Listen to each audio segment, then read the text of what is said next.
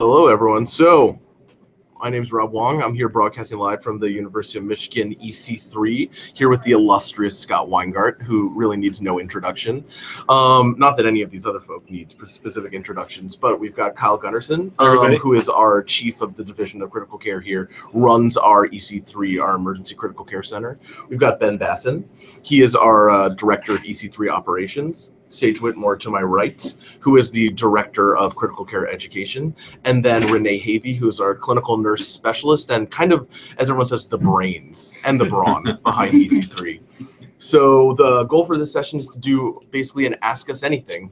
You may have seen on Twitter, you may have seen on Reddit a little bit of advertisement kind of talking about Ask Us Anything about critical care. We've got all these experts, plus me, who's really just moderating, and really just want to make sure that we can answer any questions that people have about this really unique, novel format that's kind of popped up. So the first question that I've got here in front of me, a question asked basically, give us your elevator pitch for why my hospital needs an EDICU.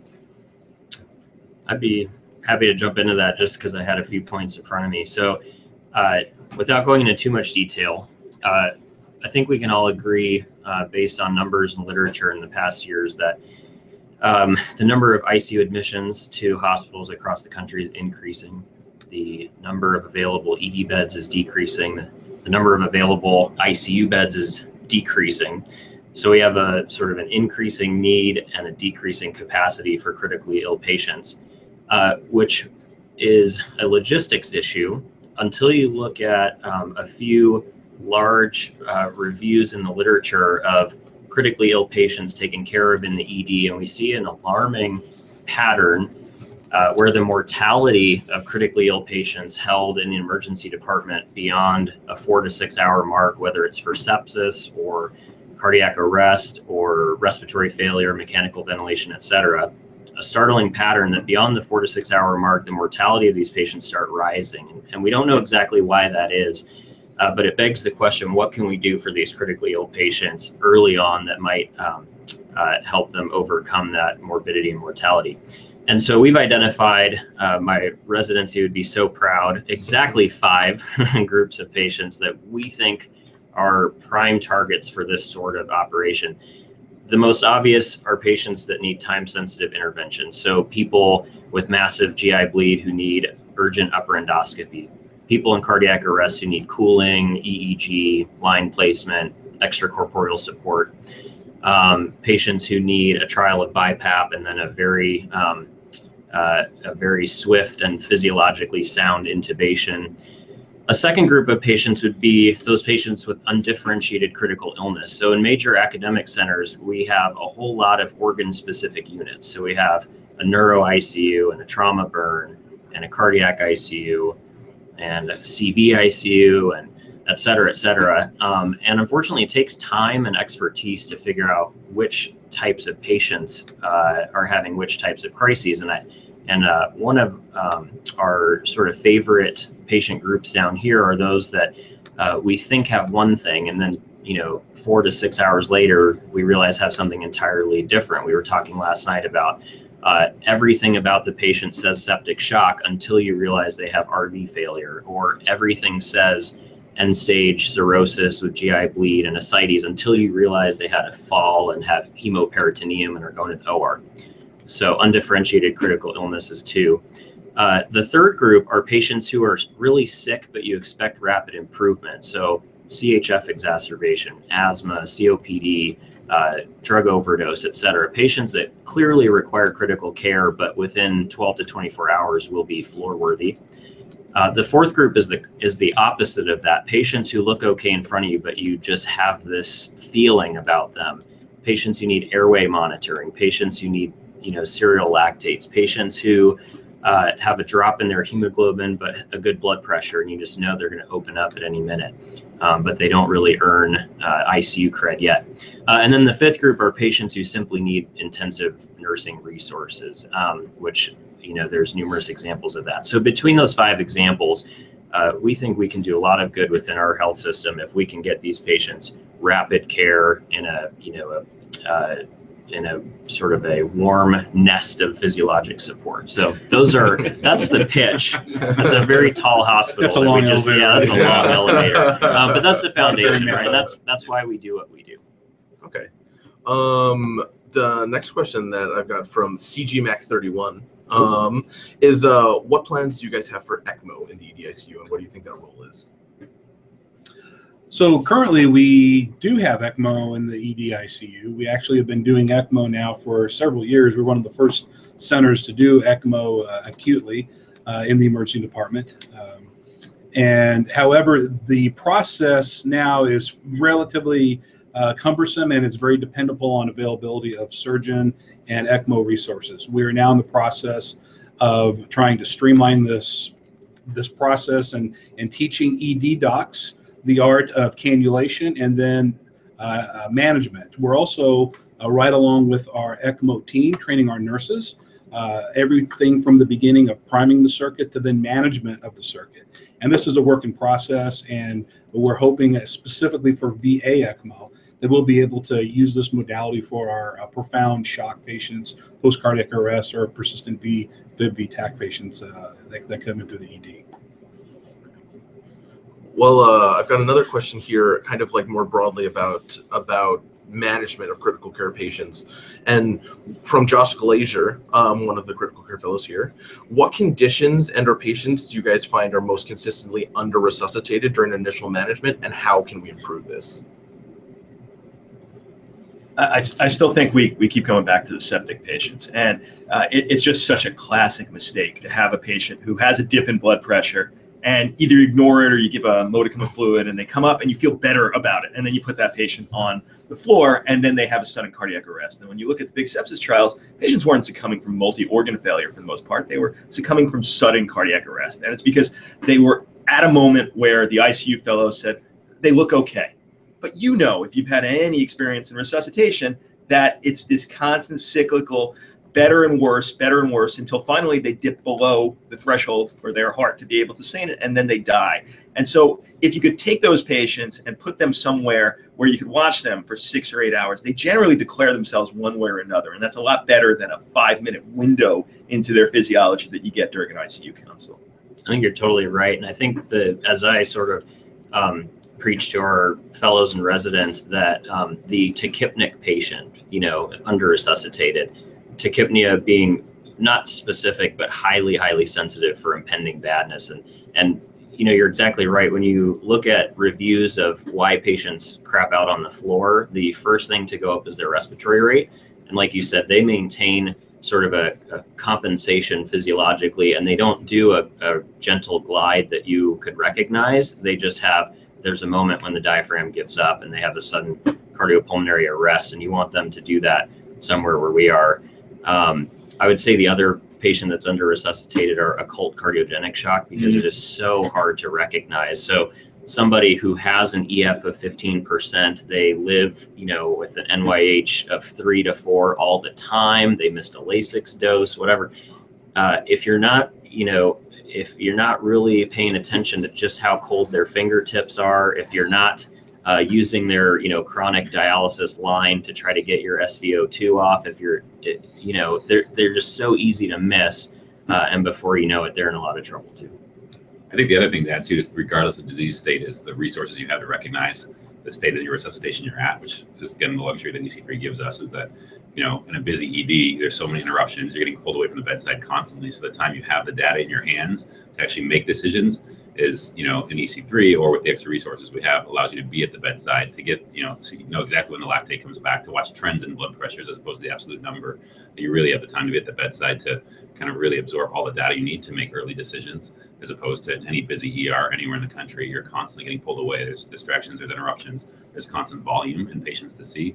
And when you can be at the bedside, you can pick up on things much earlier and help you guide the resuscitation earlier. And the near universal use of bedside echo, which we can Yes. apply to every short of breath patient, everybody with a weird vital sign. Yeah, it does a world of good. Now that we've had a plug for bedside ultrasound, I can die happy. Yes. We can just end it now. But I've got a question from a Reddit user, Lenervosa. How does flow run at your respective like EDICUs from triage to the EDICU? He says, I can imagine some patients from ambulance calls or because of parent toxicity who could be triaged right into an EDICU, but can also imagine that some patients might get upgraded in the ED. How does that work in practice at the respective shops? So I'll preface as this is perfect because I think, you know, what Scott and what we've been talking about is that your institution may need an EDICU. However, each place is going to be tailored to work within your current institution. There's not one cookie cutter, you know, fit all model. So this is, you know, the team that's comprised to take care of these patients is going to be similar with expertise. However, the way that you apply that's going to be very different. So with that, we talk about what we do here, but I definitely want to hear how Scott does that at Stony Brook as well. So I'll use that company's operation flows here to Renee and Ben. Or actually, Scott, why don't you start off with how you guys do it at Stony Brook? Sure. So, you know, we put terms to this just so we could easily name them. And we call ourselves a hybrid EDICU, meaning we'll take them decompensated in the department or elsewhere in the hospital or from outside transfer, but we'll also take them fresh off the bus if they meet the threshold for resuscitation and critical illness. And that has pluses and minuses. Pluses, same team working on them from time zero. You just you put the full court press on those patients with everything you got right from the front. Downsides are there's no resuscitation unless you're working in the ED ICU on that shift. And that means the residents on the outside, the attendings on the outside are not going to be seeing sick patients for the entirety of their shift. And so that's a big problem with the hybrid. Now, you guys have a standalone EDICU, and I'd love to hear about how that works. Yeah, I think regardless of that, I think we've kind of, from the get-go, we were trying to build the model so that we still protected the resident experience from the emergency medicine side. A lot of people will go out and practice without places that have an EDICU and still need to be able to kind of balance the critically ill patient with all the other volume they're seeing. And so we didn't necessarily want to take that experience right away, as you said, Scott, and just chill them right into EDICU. That being said, you don't want to make the resources not available to the patient that needs it at the time they need them. So we started with, again, a bit of a hybrid or collaborative model where anybody who comes in off the bus or the ambulance that come in or walks in the door and recognizes critically ill would go to a resus bay as seen initially by kind of the primary ED team. And then the EDICU team is right there. They're right on the other side of the wall or on the other side of glass or sometimes in the room and would be available to kind of help co-manage, be available for resources, manage the thought process if needed, manage procedures if needed. So that the onus is still on the initial ED team to kind of make initial diagnostic and treatment and stabilization decisions, but you have a whole plethora of resources available to you to help get the patient what they need at the time they need it.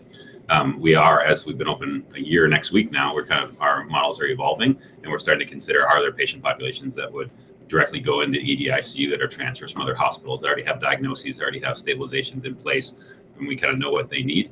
And there may be less kind of diagnostic mystery around them and they may benefit from directly into EDICU. So we're still exploring that model, but it's a work in progress. I think building on what Dr. Basson said, I think the transition that we've built from the ED residents still seeing the patients in the resuscitation bays with the EDICU providers being in there has helped with handoff also, so more continuity of care. And then as far as patients that decompensate within the department, we have various triggers for that patient to get a consult to the EC3. So if the provider feels like they're decompensating, they can put in a consult within our electronic medical record that would go directly to the EC3 attending to come and see the patient. Nursing can also trigger to have their patient move to the EC3 if they have extensive nursing needs, but not necessarily medical needs. We've built a lot of kind of stopgaps in there to help facilitate flow. Yeah. So we're primarily a consult service. Like you would normally expect to consult an ICU upstairs. We're the ED consult service for all these acute patients. And also to help kind of move the patients through the recess bays, we also have kind of put a quasi time limit on about roughly around 90 minutes to 2 hours for the primary team to get to that point. Do they really need extra care that the EDICU, the EC3 can provide or not? And if they don't, then see if we can utilize resources either in the main department or, if we need to over at EC3, and then we'll become more involved after that 2 hour period. I've got a question from a few different users. John Abraham's one that comes up, but multiple people. How did you get buy-in from the institution to allow an EDICU format? And how do you play nice with the pulm critical care and the surgical critical care services? How did you not only convince them to let EDICU happen, but also show them that there's a benefit to it existing? Well, it started a little bit before I even got here, but one of the, I think, the smart tactical decisions that was made early on is instead of marching upstairs and saying, we have this thing we want to do, the first thing that Dr. Newmar, our chairman, did is go up to all the ICUs and said, what are the major dysfunctions you're observing with your critically ill patients that are coming up? How can we in the department help you? What do you see as being our shortcomings? And didn't say anything and kind of took all that to heart, and then came back at a later date and said, we have a solution for you. These are the problems that you identified. Here's how we will help treat your patients. And so it was a very nice sort of move in the sense that it gained immediate buy-in because we were providing a solution to care for the specialist patients. Another thing that we did is from the very beginning, we had very widely collaborative committees and meetings and sessions. We have a critical care advisory committee where we in EC3 meet with the leaders, both physician and nursing leaders of every single unit, face-to-face conversations. How do you want this aneurysmal subarachnoid patient cared for? What do you think is the best thing for us to do? What do your admission order sets look like? Can we steal them and sort of plug them into our admission order sets? What are your RTs doing for ARDS and CCMU? Can we make sure that we are mimicking what you do? And so a lot of our care protocols were built from the beginning in this collaborative model so that there's continuity and so that there's a little bit of merging of the silos, if you will. So just from the very get-go, we had a lot of input from upstairs down. Right. So the key is to engage the intensivists and the intensive care team upstairs and everything that we're doing down here. Make them part of us rather than isolating them. Give them an opportunity to contribute to our protocols, to our care management, to our physical plant. We had multiple times. We had the trauma team or the CCM, the medical ICU team come down, look at our rooms, during the mock-up stage and see what we can do better from an ICU building standpoint. The other thing that's key is when we went to the next phase of training our docs who weren't intensivists or training our nurses who didn't have ICU experience, we actually had our nurses rotate up through a 2-month orientation between two very different ICUs in order for them to come down and round in the EC3. And we also put on a 2-day FCCS course for our non-intensivist EM docs that was also co-taught by experts within the various medical, surgical, neuro ICUs upstairs. So there was some skin in the game from the upstairs team down to the ED. And we have a very sort of open collaborative approach, even in each individual's patient care. We have a plan with the medical ICU that if a patient might require their services somewhere at the 6-hour mark, we're expected to involve them. They come down and see the patient. Even as attendings and our fellows in EC3 are getting on the phone with their fellows and attendings and having very collaborative and individualized discussions at length about individual patients' cases. We had a really complex pulmonary patient just the other day. Their pulmonologist, who's one of our intensivists, came down and saw the patient, talked to us right at the bedside. Whenever any of the specialist services come down and see someone in the resuscitation bay, we're always there to immediately collaborate with them, say, what can we do for you? How can we best care for your patient? What would make you guys feel safe? And a lot of times they're delighted to have a little bit of cognitive and procedural burden unloaded on them and know that their patient's in a safe place. So really communication has been the key. How are you doing this, Scott? Yeah, so I have a lot more experience with our first shop because I'm kind of new at my current job. But at the first shop, it was easy. They didn't have any ICU beds to come anywhere near the demand that needed to be met. So opening a EDICU was just lauded by everyone involved because all of a sudden we stopped going on critical care diversion. We stopped having to turn away sick patients, and we stopped having to board patients in an ED in an environment that was just incredibly dangerous for them. It's very similar at my current job. If you have a shortage of ICU beds, then it's an easy sell. If you have a surfeit, then it's going to be a lot tougher to convince people that you need to build an entire unit. Now, I think the people in this room as well would, even in that circumstance, think the EDICU brings a lot of advantages to the table for these patients. Differentiation, a place where you could downgrade patients. But if you have a shortage of ICU beds, it's an easy sell. Kind of what you were touching on, Kyle, hit on a good segue to the next question. There's a few questions about the role of nursing in the EDICU. Not only like there's a question of what makes an ideal EDICU nurse as compared to an ICU nurse or an ED nurse, but also what is the role of nursing in starting and maintaining the EDICU as a whole? I think it was huge. So I guess first I'll touch on what is the making of a good EDICU nurse. So I think the orientation that we initially started with having our ED nurses, seasoned ED nurses going upstairs to the ICUs and spending 2 months time there was really the best approach we could have gotten, because we helped to build relationships. We encouraged the staff upstairs to really brag about the work that they were doing and talk more about the long-term effects and how we in the short term impact those long-term effects. So how our care prevents pressure ulcers, how our care prevents delirium, how our care prevents VAPS. And I think making those connections was really key. So I think that was probably one of the most important things.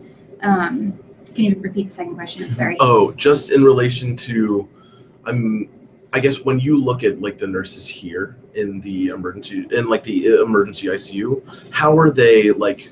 What is it, the characteristic that they have that they wouldn't get from just being in the ED or just being in the ICU? I think the big picture, I think that is a big piece of what they have, is that they are thinking about what the next step is for the patient. They're thinking about what the next conversation should be, or they're anticipating what the provider might want to do. They have gained a knack in that area, so they can anticipate better. Okay. Oh, sorry. Did someone else have something else in that? No, that's absolutely right. I mean, it's a different, the mentality for just for the ED in general is, looking at that waiting room and saying, what can I do to help the flow, help the flow. Over here, we spend more time on actually diving deep into the problem and being focused on, more of a problem-based rather than, so caught up with the flow. And there's a level of detail orientation as well that I think has been really excellent to watch. All the little things that are easy to miss in a really busy emergency department, keeping track of ins and outs, keeping track of subtle changes in work of breathing, mental status changes that we wouldn't pick up on easily. The whole back half of the patient that's facing the bed, what's their skin exam? And so that attention to detail, I think, has also been remarkable. It really facilitates our ability to do our best. I've got a question here from @TotalRecess, who's wondering what you guys think the most promising gadget for continuous hemodynamic monitoring is in the near future. Yeah. I wanted to throw that out there. I figured it would be a good talking point. Yeah, it's these right here. Okay. Yeah. No, I mean, in all got a flow seriousness, track I mean, back here somewhere. we've really hammered home volume responsiveness as like our hourly and daily sort of preaching point. Is you give goal-directed fluids. You don't give fluids just to give it. It must have a purpose. There has to be an endpoint that you're trying to achieve. How you do that is enormously complex, right? Every patient has a different thing. So if you've got somebody with an otherwise normal heart and they have septic cardiomyopathy, and you want to use a non-invasive or minimally invasive cardiac output monitor, stroke volume variation monitoring or what have you, that makes sense. If you've got somebody with valvular issues or right heart failure, it's going to lie to you 100% of the time, and you're going to want to follow serial echoes. We're trying to get TEE. Our machine will do it. We just need to sort of educate ourselves on how and when. Passive leg raise can be fraught with difficulty if patients are in pain or awake. So it totally, it's way more complicated than we have time for. But you can't ignore your hands and eyes. Is the patient cold? Are they starting to get a little cuckoo? What's their work of breathing? I think one of the questions here kind of plays into, I think, that fear within emergency medicine that the EDICU will take all the critically care trained EM faculty and like siphon off critically ill patients to them. And so what is the role of your average country ER doc, like myself, I suppose, who doesn't have critical care training in the EDICU scenario? So my opinion on this, in the places that do have EDICU capability, the fun stuff, the resuscitation stuff is still, especially with the way our model is still going to be available.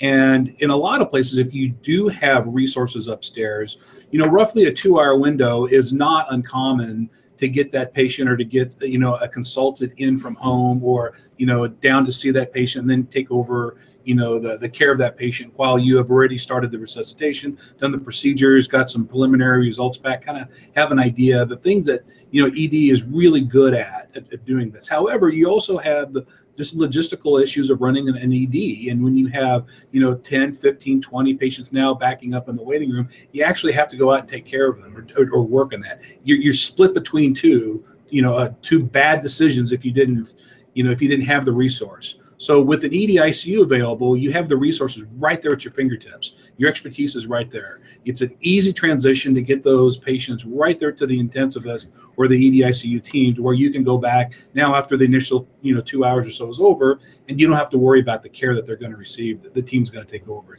So in the resources to learn more about critical care practices of the current state is going to be at your fingertips for CME courses, continued academic banter back and forth. So I think it's very important that you have a mix, and that you don't take this fun stuff away from your primary ED team.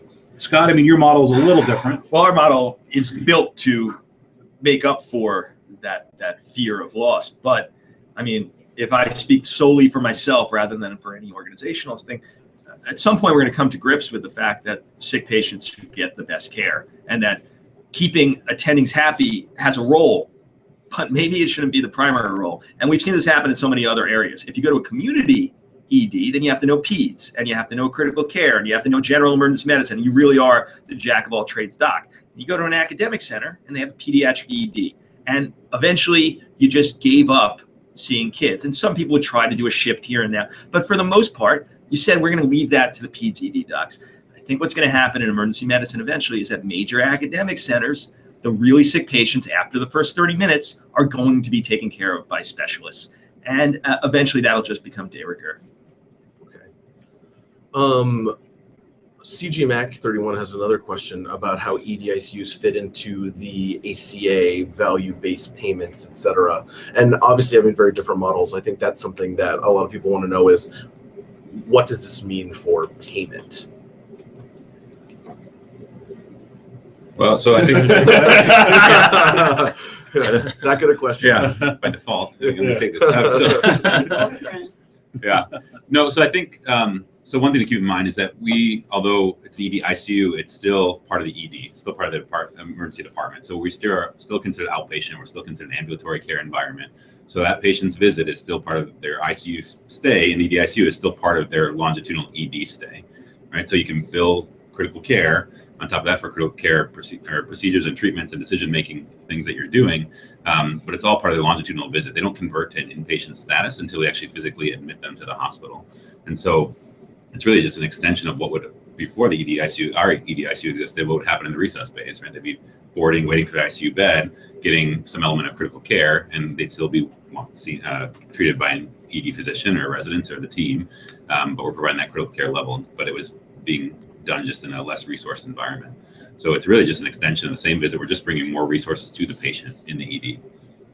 So as far as value is concerned, this is where we have our work cut out for us. We have to show, with whatever model you end up adopting, that we're going to provide value to this patient, rather than just having hang out in your ED for 50% more time before they end up going to the same place they would end up going to begin with, with a higher ED bill. So if you show that by spending that time in the ED, by doing this for certain disease states, et cetera, now you decrease your ICU admission rate, or you decrease your hospital length of stay, or you decrease your incidence of bounce back from CHF or from sepsis, et cetera. That's where, going forward, we're going to have to keep, tabs on this to actually show that we are providing a value to our patients. And, initially, the first year or so that we're doing this, it looks like we are, but that's, the proof is in the pudding. Okay.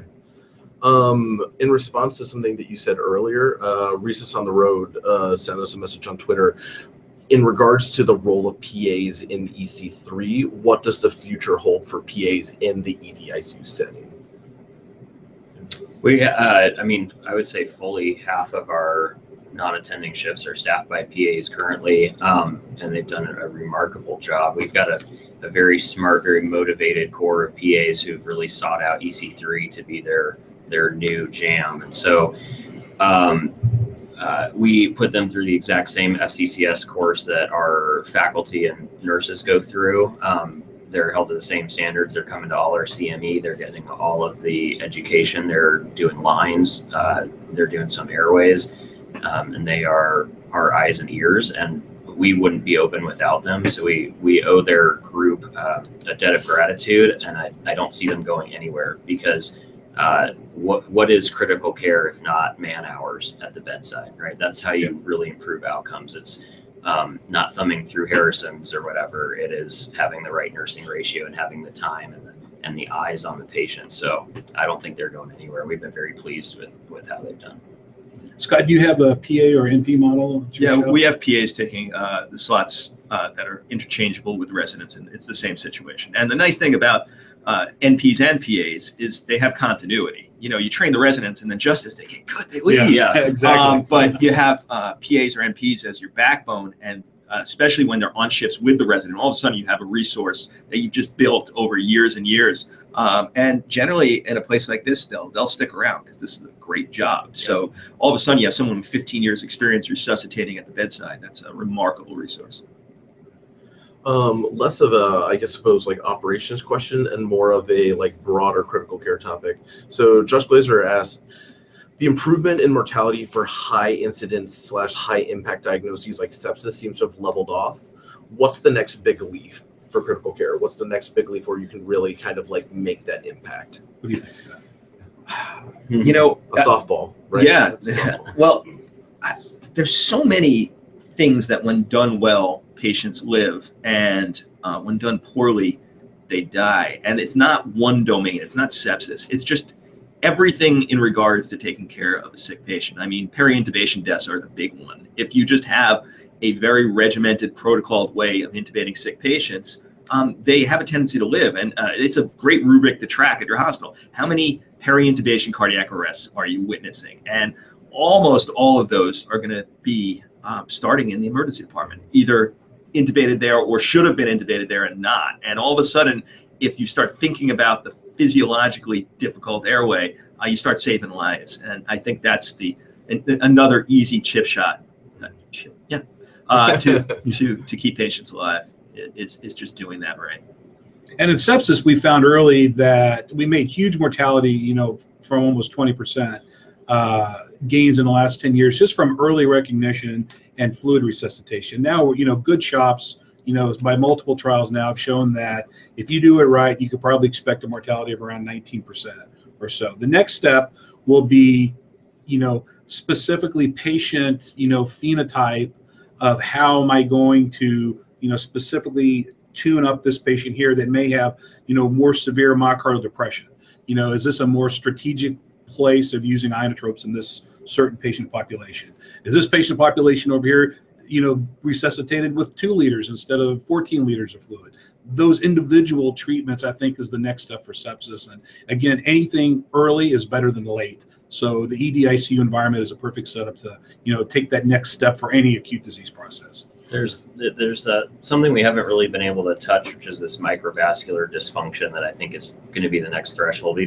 We have guys working on a whole host of different sort of capillary network and microcirculation monitors. And so once you tune up the macrocirculation, you have your vitals and your filling pressures and your echo the way you want it. What do you do for those thrombosed microcirculatory networks? Do you monitor them? Do you heparinize, based on a handful of trials? Does Xigris come back, something like that? But I agree.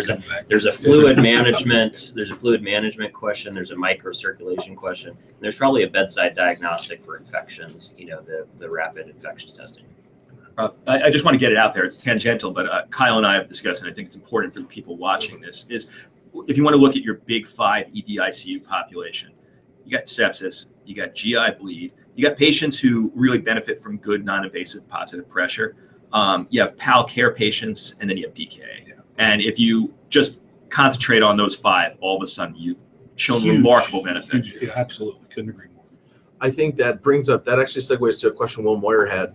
What do you guys think about the discretionary use of the EDICU? Like for an uninsured DKA patient, for example, who is like being pushed into like a EDICU setting and potentially generating a bigger bill. How do we deal with that issue? The second I start thinking about stuff like that, it's game over. I don't know about you guys, but I don't know the patient I guess it insurance wants to status. be nihilist. I don't know what to So I look at it as a DKA patient that comes in. We give the best care we're going to give this patient. Coming over to the EDICU, there's a very good chance now that I'm going to send that patient home in 24 hours. Yep. There is a very good chance a year ago that that patient would have at least been admitted to the regular inpatient ward, if not an ICU, depending on how severe that was. So just by looking at it, from that standpoint, we're doing, what's best for the patient. And if you want to throw some type of finances into it, it's probably going to pan out. And overall, from population based, it's probably a cost efficient way of providing that type of care. Yeah, especially I know with the DKA patients here, with the chance that they'll be in EC3 for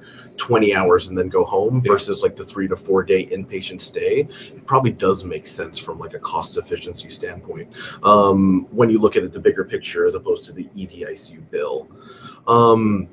What do you guys think in regards to what you said with palliative care? What is the EDICU's role there? Like, how can the EDICU be utilized for those patients who would benefit from palliative care hospice scenario? Forget about everything else we do. I think if you just built a unit that would take patients that ordinarily would be intubated or have no discussion of goals of care and just had a place that happened, and you had the time and the space and the mental room to have those discussions, you'd show huge benefit.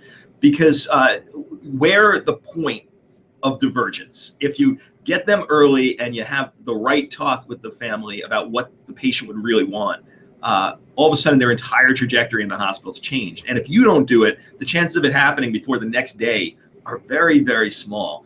And you can make an enormous difference. And in fact, I get the same rush as, oh, that was a great central line and intubation, as we took a patient who was about to get intubated. We sat down for 20 minutes, had the conversation. Everyone left that conversation feeling we were doing the right thing. And we put the patient on comfort care. And we just did. Yeah, I totally agree. But next to a really complicated airway, I think a successful palliative care discussion and plan and a peaceful facilitated death is probably like a close number 2 satisfaction. And we have a huge role to keep that train from leaving the station, because the momentum that we generate with an early, maybe overly aggressive or under-informed, do what you got to do sort of decision, that momentum carries for weeks. And you don't realize in the ED, but you may have bought the patient a tracheostomy, a PEG tube, and a 6-month rehab course and 5 more readmissions for sepsis. And we got to stop that train from leaving the station. I think a big part of that too is not, is just bring the resources to the ED, where I think all of us have good intention and want to have those discussions in the ED, but physically in most places it's just hard to do that. Yeah. You're in a curtained resus bay with a ton of things going on around you, and you don't have the time to sit down and have the conversation you want to have. And so now with the set of space and resources and time, you really can build a bond with the family and the patient. You can bring in clergy and social work and really have some kind of end-of-life planning. We have a palliative care protocol in our EDICU specifically for that. And sometimes we've intentionally kind of known that their kind of end of their life is coming within the next 24 hours, and we'll keep them in the EDICU and they'll expire there and never require that ICU admission. That's hard to get them out of that. The hospitalization, getting last moments of life, getting tracked throughout the hospital with multiple different care teams, and their family kind of being bounced around. So we've gotten feedback from families that it's as positive an experience as that can be. And I know it's not overall, but that they've found that to be very comforting in the last moments of their family's life. So I think the EDICU has a big role in that. And in smaller numbers, it's been really successful for us so far. And an EDICU could rescue a patient who already is on that train departing the station, intubated in the field unnecessarily, or intubated in the ED because they didn't have the information they needed. We can extubate these patients. And a few questions have come up with handoffs, as in like, when's the time to hand off from the emergency department to the EDICU, and how do you deal with the handoff from the EDICU to the traditional ICU, and when, like, not only the timing but also how the the politics involved. I don't know if you guys can comment about that. Yeah, so I think so there's 2 questions, right? Yeah. So the first is on the front end, which I think Kyle alluded to earlier. I'm not sure there's an exact sweet spot of every patient's not going to fit in that box of when the right time is, but I think as Kyle said before, we've kind of worked with this 90 minutes to 120 minutes is probably around the time at least to kind of gather information, do your initial kind of diagnostics, your stabilization, life-saving procedures that need to be done. And then when the mental model goes over to now thinking about longitudinally their first 24 hours of care, that seems to be a logical place to start to transition. And on the back end, and I'm sure everybody else can comment more of when to send them upstairs. I think Sage commented earlier is we were intentionally collaborative from the beginning of kind of having that discussion and leaving it open-ended and just knowing that we want to have those discussions longitudinally throughout their stay in the EDICU, and that time will be very different. But letting the upstairs know of kind of what's happening down in the EDICU, so they're clued in, they can make bed allocations, they can come down and see the patients, make some treatment recommendations sometimes, but doing it early and doing it often and building both from a political standpoint and a patient care standpoint has been really effective. And that was kind of part of our initial model from the get-go of just being very collaborative, not knowing what this would exactly look like. So if you look at it as we're a very highly valuable resource for both the inpatient service and the ED, that will help kind of make these transitions a lot more easier. So if the main ED is really, really busy, that 90 minutes or 120 minutes may be pushed up a little bit sooner to help offload their workload in these critically ill patients.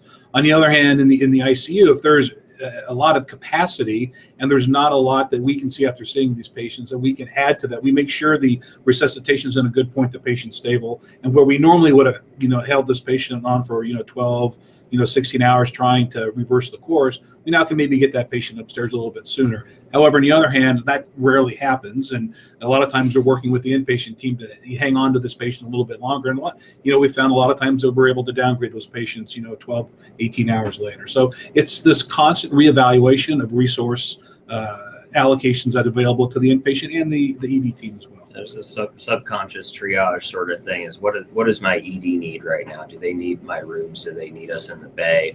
I've got a patient with ARDS that I would love to tweak, but we got to go. But if that's not the case, it's kind of, I think, also experience based. So I had two identical patients the other night that could both be extubated probably by 8 a.m. The medical ICU had open beds. They wanted the guy. I said, I can do it, but you got beds, open up a room for us.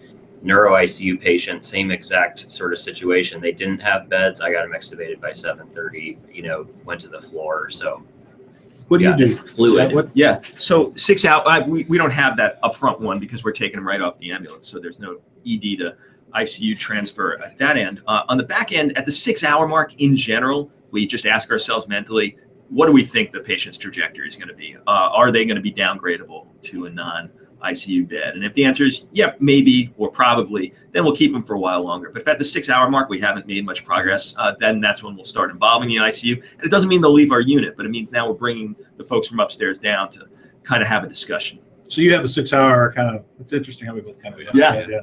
I've been amazed at how much independence has led to a convergence. Yeah.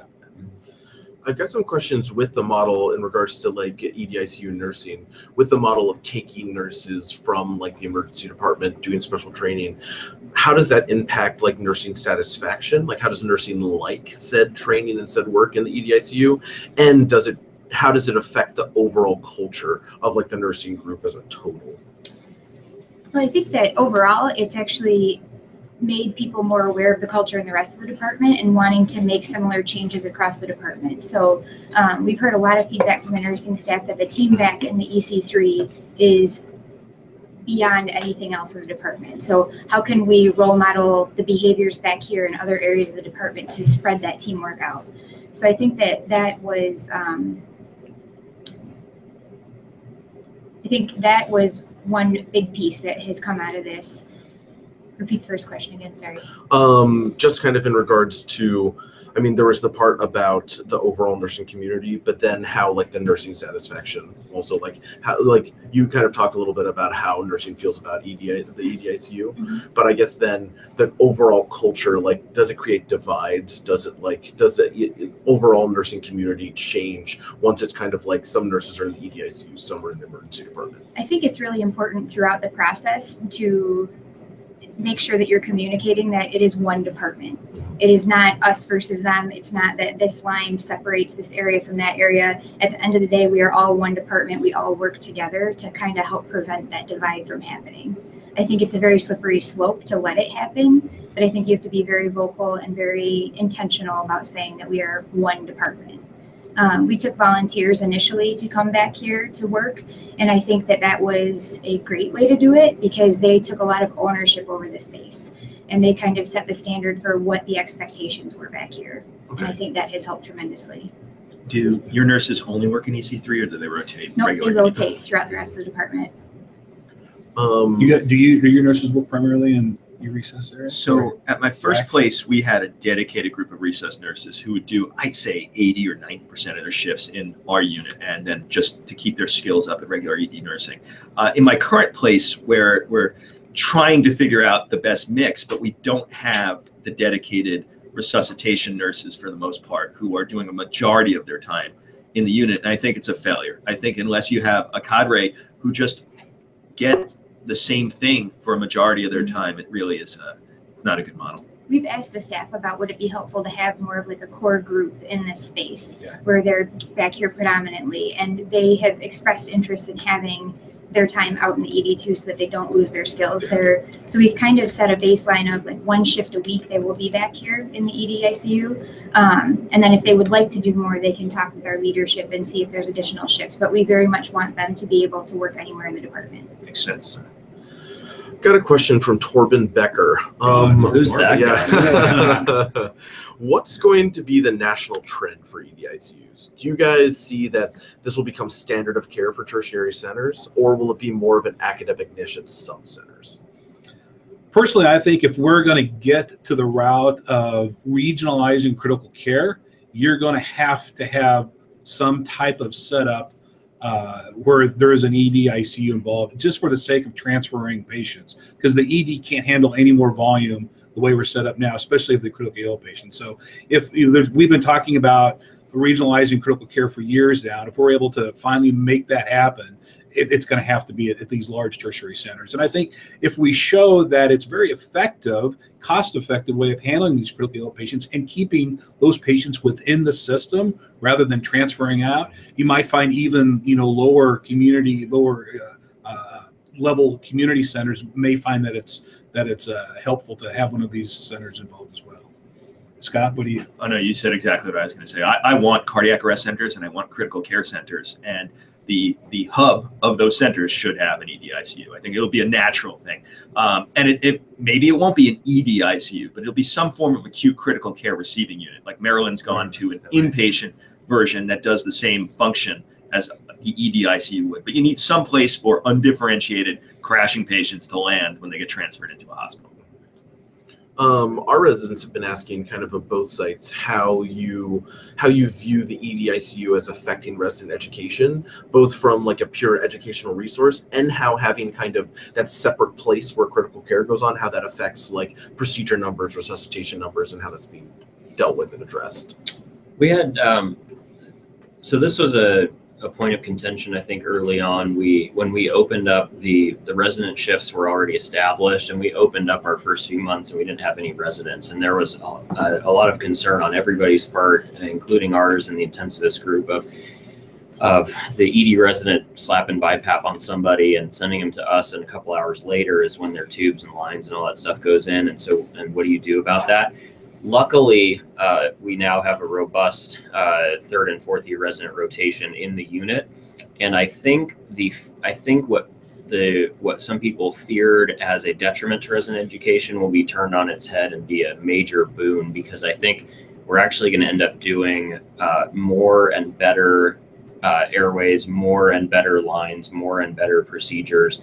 And in an environment where we have time to be sort of one-on-one attending and resident. And so I think actually the critical care education is going to grow by leaps and bounds in that way. But not only doing the procedures and even knowing why we're doing the procedures, but seeing the result of your therapy, of your intervention, Absolutely. and going back and reassessing, which a lot of times in the main ED, you don't have that luxury. Yeah.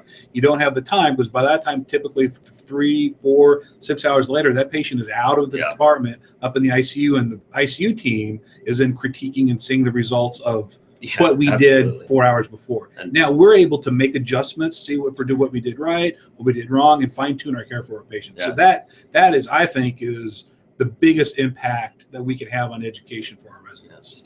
Steps 2 through 5 on vents and hemodynamics and all that stuff. Absolutely. What are you finding out, Scott? Oh, I mean, if you have residents rotating your unit, it will quickly become one of their absolute favorite parts of their residency and a huge selling point for why people should come to your program. So it's a natural fit. All of a sudden, you have time to actually discuss the intricacies of what's going on with a really sick patient, as opposed to worrying about the other 12 stacking up in the racks. I mean, it's an easy sell as long as residents are actually there.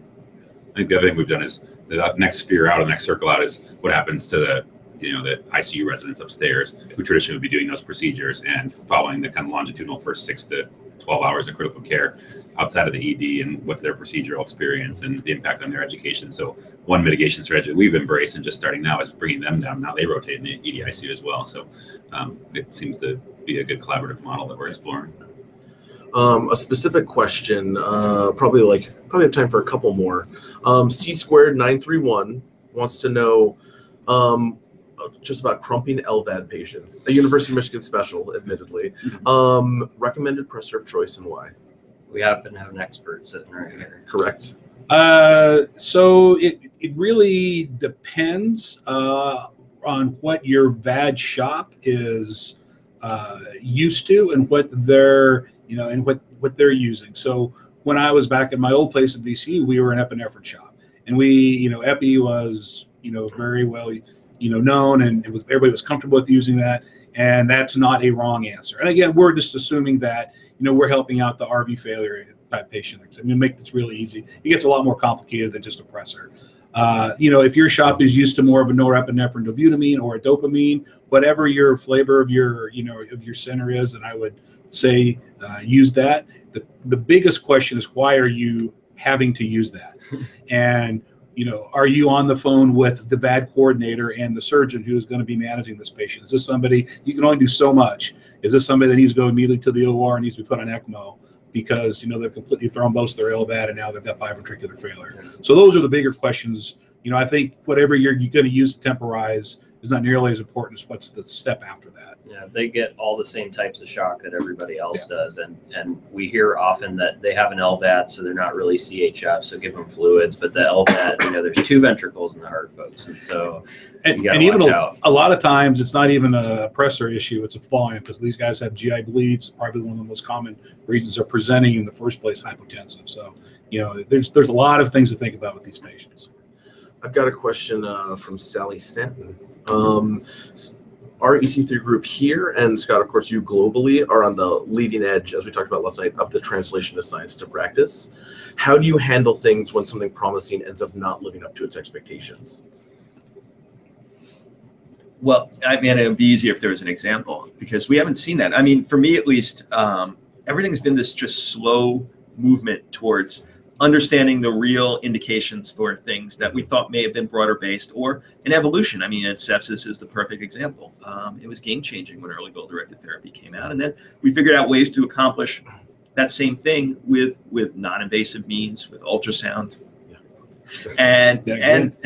so things keep evolving. And the people who just naysay and say, "Oh, look, you were doing early goal-directed therapy in 2003. Don't you look silly now?" And I can't even understand those kind of comments. I mean, it's just a really stepwise evolution based on new evidence that emerged. And there's very few things that I've seen in resuscitation, at least, where I've just been knocked on my butt and been like, wow, I didn't expect that at all. I mean, if there was anything, it's just these negative trials about apneic oxygenation that have come out, which have very clear explanations in my mind, but it just is quite irksome to have something you believe in knocked about in the medical literature right now. But this is actually what we do every day with our patients who we resuscitate, right? So we get a plan from what we think from the amount of information we have, which is 0 to start with, a little bit, and then a little bit more. We do what we think is the best. As more information comes in, we titrate our therapy to that patient. And a lot of times at the end of the resuscitation, it's a completely different beast than when it was when it started. So the things that we thought that we knew this patient was heading the way it was heading, by the time we actually go back and we look at the trajectory, it's completely different. So as long, the same way it could be happening in our profession overall globally. When we're set up nicely in a critical care ED resuscitation mentality to be nimble with that. Last question. who do you think would win in a fight, Tom Scalia or Manny Rivers? Oh my goodness. Yeah. You don't have to answer that if you don't want to. No, I don't know either of them well enough, but we got some experts across the table. Never vote against a Detroit guy. Exactly. They're tough. I think that's all the time we have. Thank you guys so much for being here and being part of this. I think it's like a great format for getting to pick the brains of so many amazing people. And I hope everyone out there like learned a lot. I know I learned a lot. And thanks for Scott, obviously, for being here, for helping out with this. It's a pleasure. Without you, we are nothing. So, okay. Thank you very much. Thanks. Yeah. Bye, world.